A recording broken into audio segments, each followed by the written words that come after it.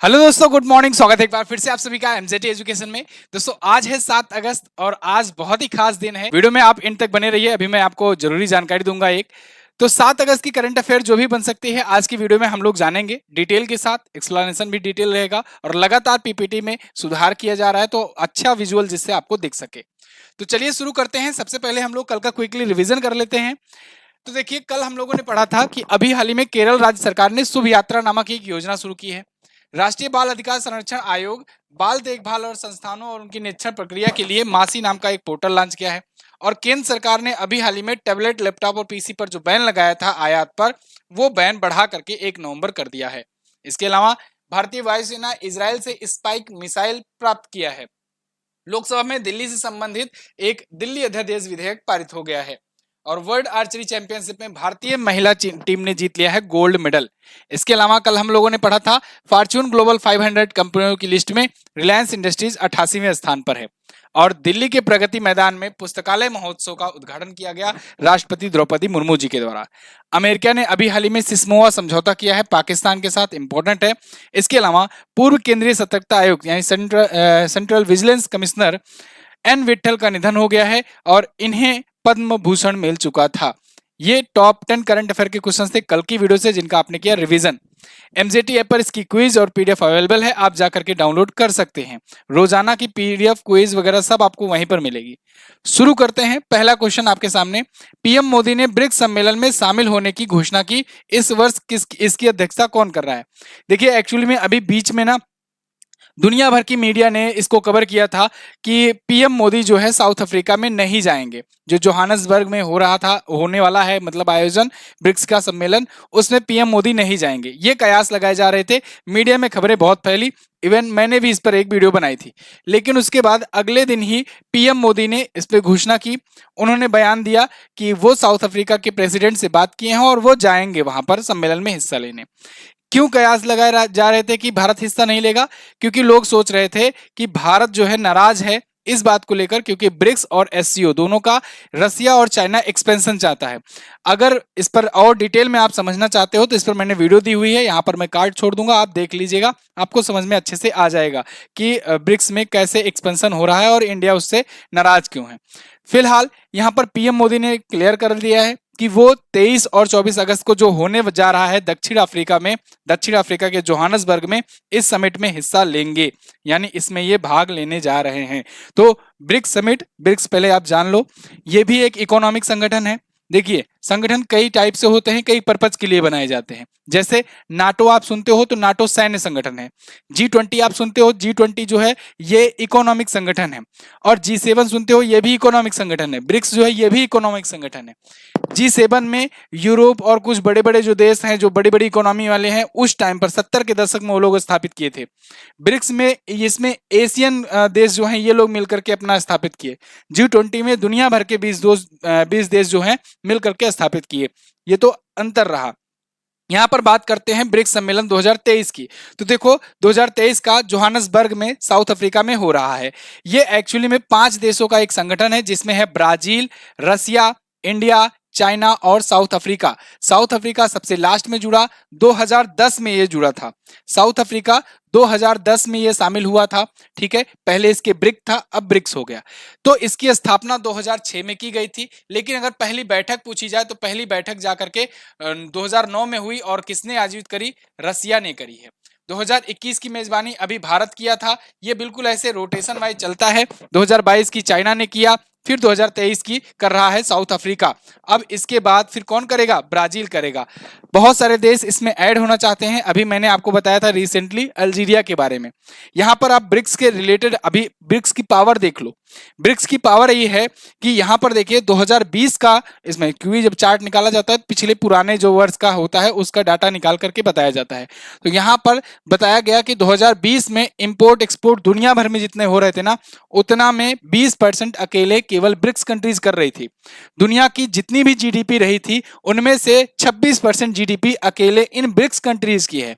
दुनिया भर में जितना लैंड एरिया होता है उनका अकेले 30% जो है लैंड एरिया ब्रिक्स कंट्रीज के पास है, क्योंकि इसमें रसिया जैसा बड़ा देश है, चाइना जैसे बड़े देश हैं, इंडिया जैसे, जो कि टॉप 7 देश में भी आ जाते हैं ये तीनों। इसके बाद पॉपुलेशन की बात करें तो दुनिया भर की जितनी पॉपुलेशन है उसका 42% पॉपुलेशन अकेले इस ब्रिक्स कंट्रीज के पास है, क्योंकि इसमें भारत भी है दुनिया का सबसे ज्यादा पॉपुलेशन वाला कंट्री, और चाइना भी है सेकंड लार्जेस्ट पॉपुलेशन वाली कंट्री। ठीक है, तो इसलिए ये पावर है ब्रिक्स की, इसको ध्यान रखिएगा, इसीलिए ब्रिक्स को लोग बहुत तवज्जो दे रहे हैं आजकल। ठीक है, तो यहां पर भी वही सारी डिटेल्स जो है जो मैंने बोली है वो हिंदी में है आपके लिए। अगला, केंद्र सरकार ने अमृत भारत स्टेशन योजना शुरू की, इसके तहत कितने रेलवे स्टेशनों को आधुनिकीकरण किया जाएगा? तो देखो, केंद्र सरकार के द्वारा अमृत भारत स्टेशन योजना शुरू की गई है। इसके तहत जो स्टेशन है उनको मॉडर्नाइज किया जाएगा, यानी कि उनको एडवांस किया जाएगा, काफी ज्यादा हाईटेक किया जाएगा। तो इसके लिए भारत सरकार ने अभी 1309 स्टेशनों की एक लिस्ट बनाई है, जिसके तहत 1309 स्टेशनों का आधुनिकीकरण किया जाएगा, उनको मॉडर्नाइज किया जाएगा, अपग्रेड किया जाएगा। अब इसके तहत पहले चरण में फर्स्ट स्टेज में 508 स्टेशन चुने गए हैं, दोनों ही आपको ऑप्शन में मिलेगा, और आर्टिकल्स आप में अगर आप देखोगे तो कंफ्यूजन भी मिलेगा, बढ़ेगा। ये योजना जो सरकार की शुरू की गई है वो टोटल 1309 स्टेशन के लिए शुरू की गई है, लेकिन अभी रिसेंटली पीएम मोदी जी ने फर्स्ट स्टेज में जो अनाउंस किया वो 508 स्टेशन के लिए है। तो दोनों पॉइंट आपको याद रखना है। यहां पर आप देखिए आर्टिकल्स वगैरह भी आपको देखने को मिल जाएंगी। ठीक है, तो अमृत भारत स्टेशन स्कीम जो है वो पीएम मोदी जी ने इसको लॉन्च किया हुआ है। अच्छा, एक चीज और, सभी स्टेशनों को सिटी सेंटर के रूप में विकसित किया जाएगा, और यूनेस्को की अगर आपको याद हो तो विश्व धरोहर स्थल घोषित किया गया था अभी छत्रपति शिवाजी महाराज टर्मिनल को, जो कि मुंबई का जो स्टेशन है मेन वाला उसको कहते हैं। उसके लिए अलग से 1813 करोड़ जो है आवंटित किए गए हैं। क्लियर है? अब यहां पर बात आ रही है रेलवे की, रेलवे की बात आ रही है, तो रेलवे के बारे में क्विकली हम लोग जो भी बनता है स्टैटिक उसको रिवाइज कर लेंगे। जैसे जैसे भारत में रेलवे की शुरुआत कब से हुई, तो 16 अप्रैल 1853 को हुई। 16 अप्रैल 1853 को हुई। 16 अप्रैल को इसलिए रेलवे दिवस मनाते हैं। उस टाइम पर लॉर्ड डलहौजी का टाइम पीरियड था, लॉर्ड डलहौजी का टाइम पीरियड था। ठीक है ना, इनका नाम याद रखिएगा, क्योंकि इन्हीं के टाइम पर डलहौजी हड़प नीति आई, भारत में डाक प्रणाली की शुरुआत हुई, भारत में रेलवे की शुरुआत हुई। पहली जो ट्रेन चलाई गई थी वो कहां से कहां तक चलाई गई थी? मुंबई टू ठाणे चलाई गई थी। ठीक है, मुंबई टू ठाणे चलाई गई थी, 34 किलोमीटर की दूरी थी, और नाम था ब्लैक ब्यूटी। ट्रेन का नाम आपसे पूछा जाएगा तो आप बताएंगे ट्रेन का नाम था ब्लैक ब्यूटी। 1925 में जाकर के इलेक्ट्रिक ट्रेन की शुरुआत होती है। 1925 में भारत में पहली बार इलेक्ट्रिक ट्रेन की शुरुआत होती है। इसके बाद 2018 में वंदे भारत एक्सप्रेस की शुरुआत होती है, वंदे भारत एक्सप्रेस की शुरुआत होती है, और 1984 में 1984 में मेट्रो रेलवे की शुरुआत इंडिया में होती है। मेट्रो रेल की शुरुआत होती है कोलकाता मेट्रो के रूप में। मेट्रो मैन ऑफ इंडिया कहा जाता है ई श्रीधरन को, ई श्रीधरन को मेट्रो मैन ऑफ इंडिया कहा जाता है, ये बात याद रखेंगे आप। क्लियर है ना? चलिए आगे बढ़ते हैं। राष्ट्रीय हथकरघा दिवस कब मनाया जाता है? National handloom day, important day है। नेशनल हैंडलूम डे दोस्तों प्रत्येक वर्ष 7 अगस्त को मनाया जाता है। यहां पर देखिए नेशनल हैंडलूम डे, हथकरघा यानी हाथ से निर्मित जो होते हैं हैंडलूम, हथकरघा के थ्रू जो बनाए जाते हैं उन्हें हैंडलूम कहते हैं, और इनको बढ़ावा देने के लिए यह दिवस मनाया जाता है। एक्चुअली में दोस्तों 1905 में एक स्वदेशी आंदोलन हुआ था हथकरघा को लेकर के। इसमें हथकरघा बुनकर जो थे वो लोग स्वदेशी उद्योग और स्वदेशी भावना को जागृत करने के लिए आंदोलन किए थे, तो उसी की याद में यह दिवस मनाया जाता है। यह दिवस की शुरुआत 2015 से हुई थी, सबसे पहले चेन्नई में मनाया गया था। ठीक है, चलिए एक चीज और, अब देखो ये हैंडलूम है, हैंडलूम वगैरह जो होते हैं ना वो जगह जगह के फेमस होते हैं, और इनके जीआई टैग भी बहुत दिए जाते हैं, तो इनके जीआई टैग जब भी आए चर्चे में तो आप उनको याद रखिएगा। अच्छा, 1905 में ही हुआ था क्या? बंगाल विभाजन, बंगाल विभाजन हुआ था, यह भी आप याद रखेंगे। ठीक है, लॉर्ड कर्जन का टाइम पीरियड चल रहा था, लॉर्ड कर्जन का टाइम पीरियड चल रहा था इस टाइम पर, यहां पर। अच्छा, एक चीज और काम करो कि 7 अगस्त में, वैसे बहुत ज्यादा दिवस तो अभी तक आए नहीं है, लेकिन 7 अगस्त तक जितने भी महत्वपूर्ण दिवस अभी तक आए हैं, आज आप एक काम करो कमेंट बॉक्स में लिख डालो, कमेंट बॉक्स में लिख डालो जितने भी 7 अगस्त तक के महत्वपूर्ण दिवस आए हैं। 7 अगस्त से एक और खास जानकारी आप लोगों के लिए, आज आपका ये जो चैनल है एमजेटी एजुकेशन, 7 अगस्त के ही दिन 2017 में रक्षाबंधन का दिन था, और उसी दिन मैंने ये चैनल स्टार्ट किया था। आज से ठीक आपके 6 साल पूरे हो गए हैं। तो 6 साल से आपका ये चैनल है जो धीरे धीरे ही ग्रो कर रहा है।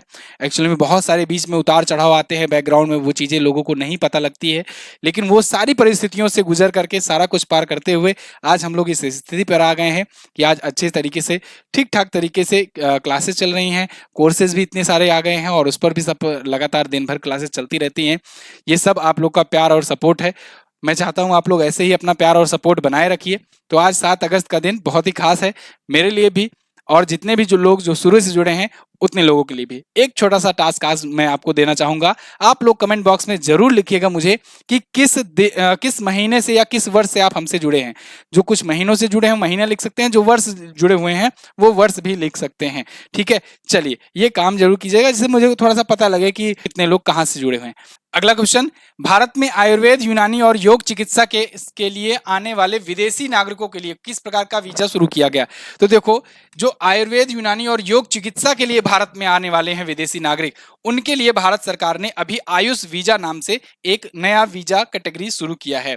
ये नई वीजा कैटेगरी जो होगी, इसके तहत जो आयुष, देखो आयुष क्या होता है, भारत में आयुष के लिए एक मंत्रालय भी है ना, बताया हुआ है मैंने। आयुष के लिए क्या है, आयुर्वेद चिकित्सा, वाई से योग चिकित्सा, यू फॉर यूनानी चिकित्सा, इसके बाद एस फॉर सिद्ध चिकित्सा और एच फॉर होम्योपैथी। तो इसके लिए एक मंत्रालय भी बनाया गया है भारत में, जिससे आयुष को बढ़ावा दिया जा सके, यानी इन प्रकार की जो चिकित्सा पद्धतियां हैं इनको बढ़ावा दिया जा सके। क्योंकि अल्टीमेटली इन सबकी खोज जो है, अगर हम लोग होम्योपैथी छोड़ दें तो बाकी सबकी खोज जो है वो भारत में ही हुई थी। ठीक है, आप देखो चरक संहिता वगैरह में आयुर्वेद के जनक ये सब भारत से ही मतलब आया। योग देखो पतंजलि। ठीक है, तो इसीलिए भारत ने ये मंत्रालय बनाया और इसको और ज्यादा ग्लोबलाइज करने की कोशिश कर रही है भारत सरकार। तो इसके लिए भारत ने देखो एक नया वीजा कैटेगरी ऐड कर दिया है कि जो लोग आयुर्वेद, यूनानी, योग चिकित्सा या इनमें से किसी प्रकार की होम्योपैथी, इन टाइप की चिकित्सा करवाने के लिए आना चाहते हैं भारत, वो इस प्रकार का वीजा ले सकते हैं। कौन सा वीजा होगा, आयुष वीजा होगा।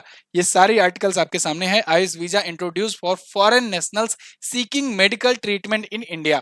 ठीक है, तो ये डिटेल्स इंग्लिश वाले भी देख लीजिए। अच्छा, इसके लिए ना वीजा का जो मैनुअल है भारत के लिए, उसमें जो 11 है उसी में 11A जोड़ दिया गया है। अब देखो चैप्टर 11A जोड़ने का क्या मतलब है। आप जैसे सुनते थे ना कि मौलिक कर्तव्य जब जोड़ा गया तो फिर मौलिक कर्तव्य जो था, जो 51 जो था अनुच्छेद, उस 51 में 51A जोड़ दिया गया। यानी कि या कहें कि भाग जो 4 था, पार्ट 4 था, उसमें पार्ट 4A जोड़ दिया गया। ये मौलिक कर्तव्य जुड़ा था। ठीक है ना, संविधान में। ऐसे ही यहाँ जो वीजा मैनुअल था वो चैप्टर 11 जो था उसमें चैप्टर 11A जोड़ दिया गया। वैसे अगर आपको बताएं, आयुष मंत्री हैं सर्बानंद सोनोवाल जी, आयुर्वेद के जनक चरक माने जाते हैं, और होम्योपैथी जो कि आयुष में जो H होता है ना, उसका मतलब होता है होम्योपैथी, और होम्योपैथी दिवस मनाया जाता है 10 अप्रैल को। एक चीज और, बात यहाँ वीजा की हो रही है, तो वीजा से रिलेटेड मैंने आपको बताया था कि 57 देशों के वीजा एक्सेस के साथ, 57 वीजा एक्सेस के साथ भारत जो है ये अभी पासपोर्ट इंडेक्स में, हेनले पासपोर्ट इंडेक्स में भारत पहुंच गया है 80वें स्थान पर। याद रहेगा, इंपॉर्टेंट है। ठीक है, याद रखे रहना। किस इंश्योरेंस कंपनी ने गोल्ड योजना शुरू की? तो अभी हाल ही में India first life insurance company ने गोल्ड स्कीम शुरू की है। ये गोल्ड स्कीम एक्चुअली में इसका फुल फॉर्म है पूरा बाकायदे। ठीक है, यहां पर देखो article, India first life insurance launches new gold plan. तो इन्होंने एक नॉन लिंक्ड और non participating product guarantee of life dreams यानी गोल्ड प्लान शुरू किया है। गारंटी ऑफ लाइफ ड्रीम, देखिए इसका गोल्ड का फुल फॉर्म है GOLD। तो इसके तहत क्या होगा, इसके तहत जो रेगुलर लॉन्ग टर्म के लिए जो पॉलिसी धारक हैं उनको लाभ मिलेगा। जो 30 साल या 40 साल की पॉलिसी लेते हैं और उनकी प्रीमियम सीमा 6, 8 और 10 होती है, उनके लिए ये बेनिफिशियल होगा। तो इंडिया फर्स्ट लाइफ इंश्योरेंस की बात करें अगर, तो 2009 में स्थापना हुई थी।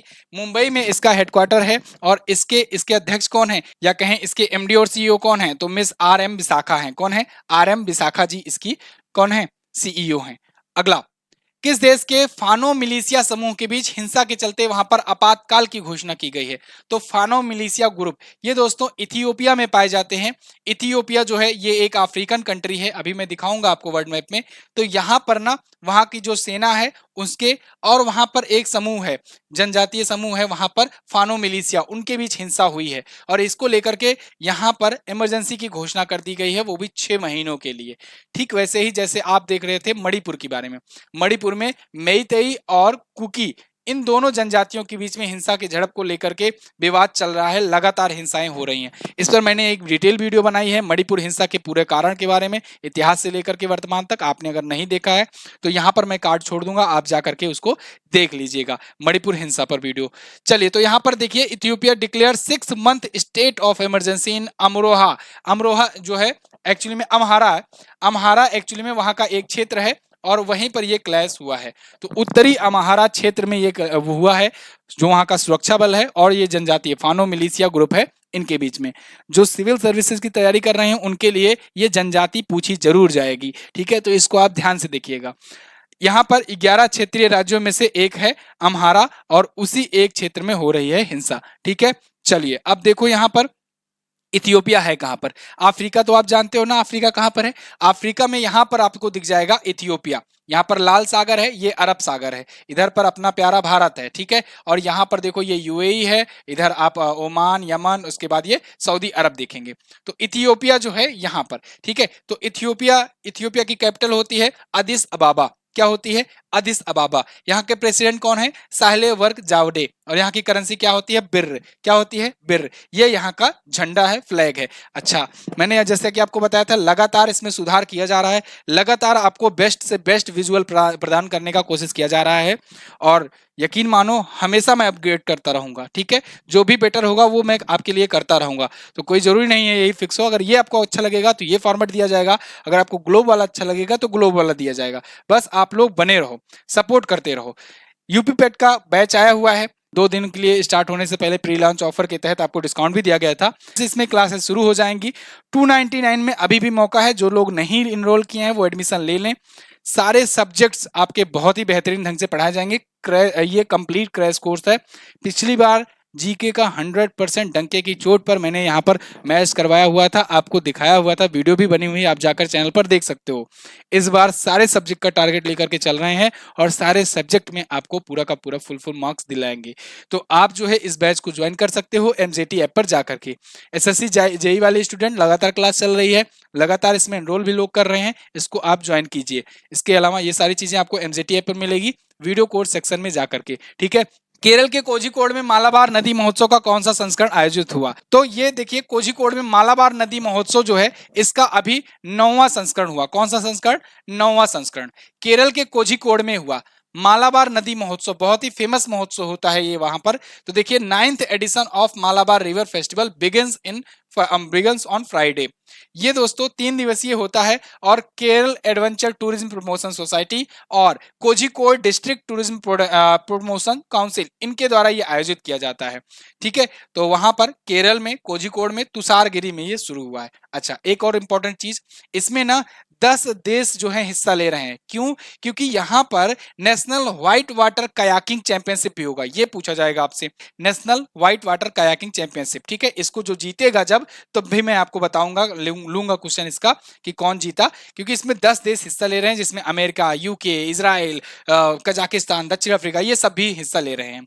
तो इसलिए ये पॉइंट आप याद रखेंगे। तो ये 9वां संस्करण है मालाबार नदी महोत्सव का। अच्छा, कयाकिंग क्या होता है? कयाकिंग कुछ इस प्रकार से एक प्रतियोगिता होती है, ये कयाकिंग है।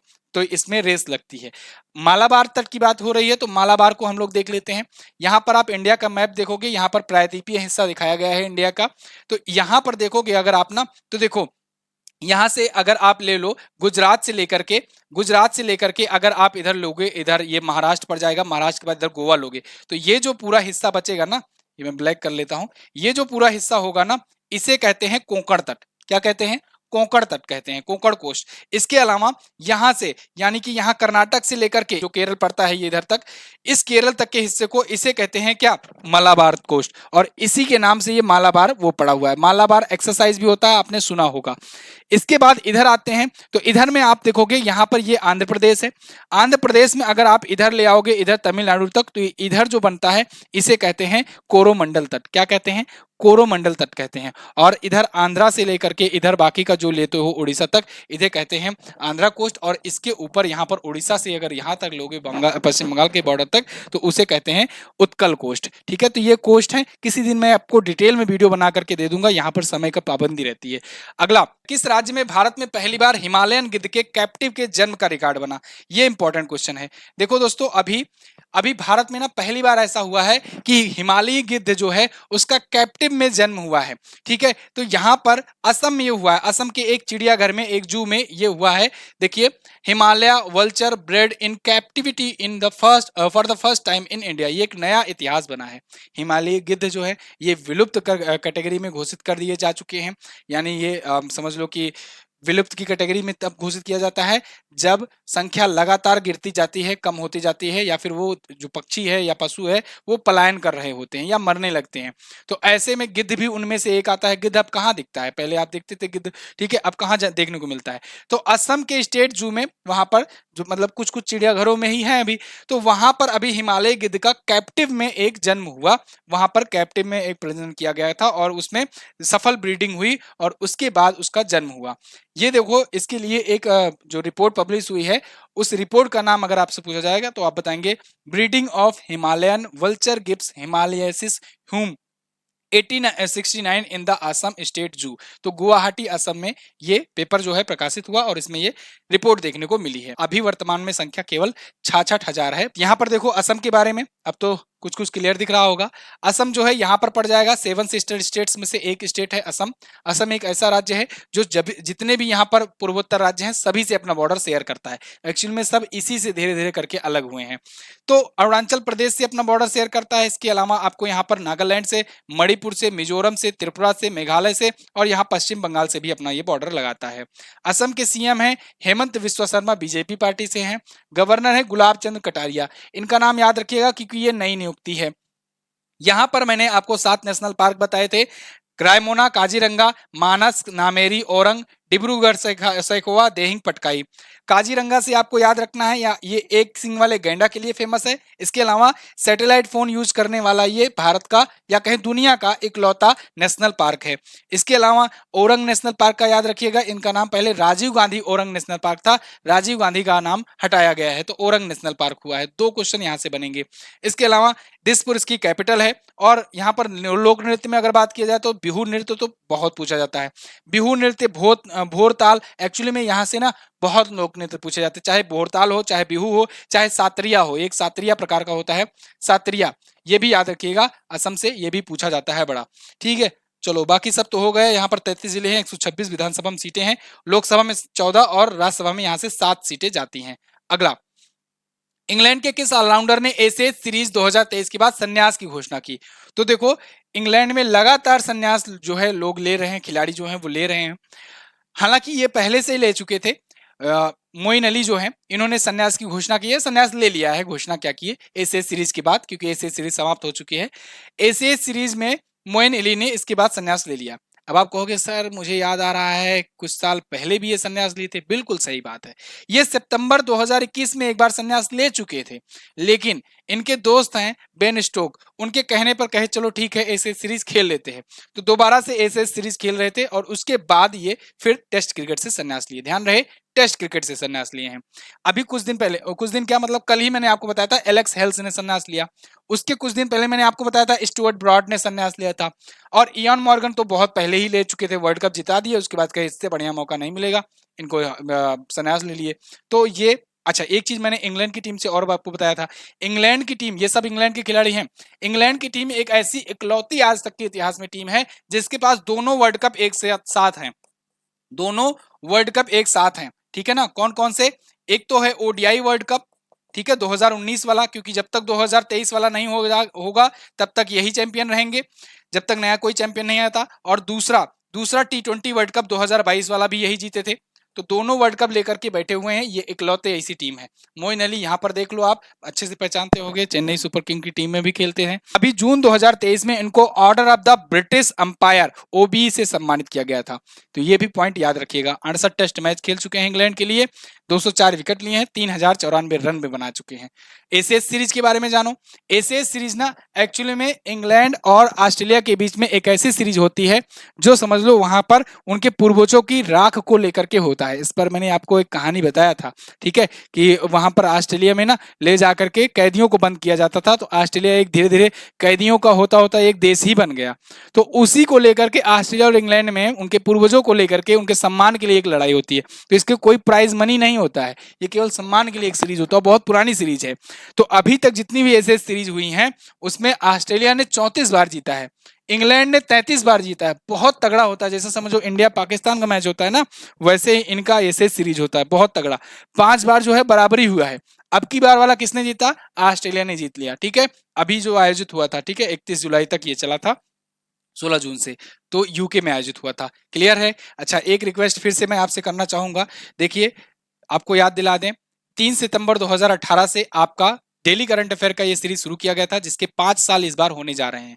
तो मैं चाहता हूं कि 20,000 का जो टारगेट आपको दिया गया है वो कंप्लीट हो जाए, यानी कि पर डे जो व्यू है, जो 7,000 तक अब पहुंचने लगा है, वो 20,000 तक पहुंचने लगे। आप लोग इसमें सपोर्ट कीजिए, आपका ये चैनल है।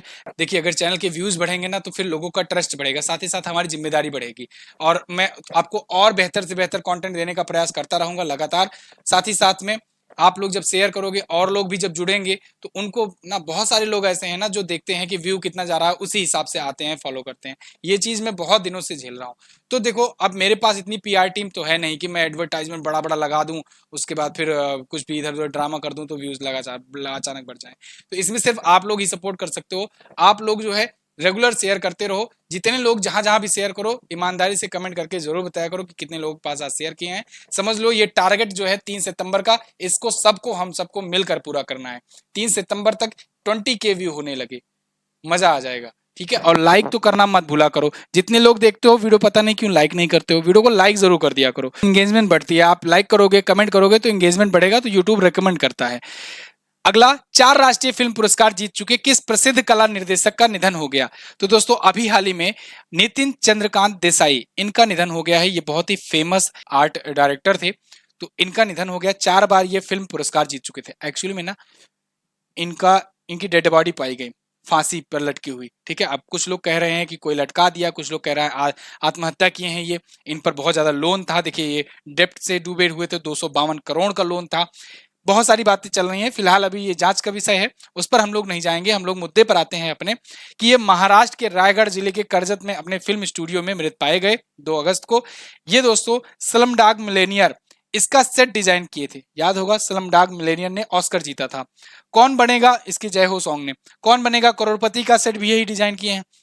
इसके अलावा कुछ बॉलीवुड फिल्में, जैसे जो बहुत ज्यादा बॉलीवुड फिल्में जो बहुत फेमस रही हैं, वैसे तो ये बहुत सारी फिल्मों में काम कर चुके हैं, लेकिन जो बहुत ज्यादा समझ लो ब्लॉकबस्टर रही हैं, जैसे लगान, जोधा अकबर, मुन्ना भाई एमबीबीएस और लगे रहो मुन्ना भाई, इन सब में भी ये आर्ट डायरेक्टर का काम किए हुए हैं। इसके लिए इनको 4 बार मिला था राष्ट्रीय फिल्म पुरस्कार, और 3 बार इनको फिल्म फेयर मिल चुका था। तो इनका अभी निधन हो गया है। क्लियर है? चलिए, तो ये थे टॉप 10 करंट अफेयर आज के दिन से। टेलीग्राम ग्रुप पर भी हमें ज्वाइन कीजिए, वहां पर भी लेटेस्ट इन्फॉर्मेशन, वीडियो की लिंक, पीडीएफ और क्विज वगैरह, और इसके अलावा बाकी जो वन लाइनर वगैरह हैं भेजी जाती रहती हैं। ई बुक ये है जनवरी से जून की, इसको आप अगर लेना चाहते हैं तो ले सकते हैं। कल मैंने जो आपसे क्वेश्चन पूछा था उसका आंसर देख लेते हैं। कल मैंने पूछा था कि एनएमडीसी, जो कि भारत में लोहे की अयस्क की सबसे बड़ी उत्पादक है, उसमें उसके अध्यक्ष कौन है? तो सुमित देव हैं। वर्तमान में भारत के विदेश सचिव कौन है? तो वो है विनय मोहन क्वात्रा। आज आपको क्या बताना है? आज आपको बताना है भारत के पूर्व सीवीसी एन विट्ठल, इनका निधन हो गया। इन्होंने एक पुस्तक लिखी थी, कल मैंने इसके बारे में जिक्र किया था। तो बताइए वो पुस्तक कौन सी है? बहुत ही इंपॉर्टेंट क्वेश्चन है। आम आदमी पार्टी के एकमात्र सांसद कौन है लोकसभा में जो है? अगर आपने कल देखा होगा, हालांकि ये लाइन मैंने बोली नहीं थी कल, लेकिन लिखा हुआ था नीचे वाली लाइन, अगर आपने ध्यान से पढ़ा होगा कल की करंट अफेयर, तो ये भी आप आंसर कर ले जाएंगे, और ये है इंपॉर्टेंट क्वेश्चन, ठीक है। तो दोनों क्वेश्चन के बारे में आपको जो पता हो डिटेल में जरूर आंसर करना। अगर आप यहां तक वीडियो देखते हुए आए हो, वीडियो को लाइक जरूर करके जाना, और हाँ, शेयर जरूर कर देना दोस्त। एमजेटी ऐप पर इसकी क्विज, पीडीएफ वगैरह सब मिल जाएगी। अगर कोई कमी रहती है तो आप प्लीज कमेंट करके उसे बताओ, मैं पूरा सुधार करने का प्रयास करूंगा। इसके अलावा ये 2 वीडियो भी देख लेना, अगर आप यहां तक देखते हुए आए हो तो ये वीडियो भी देख लो, अच्छी लगेगी।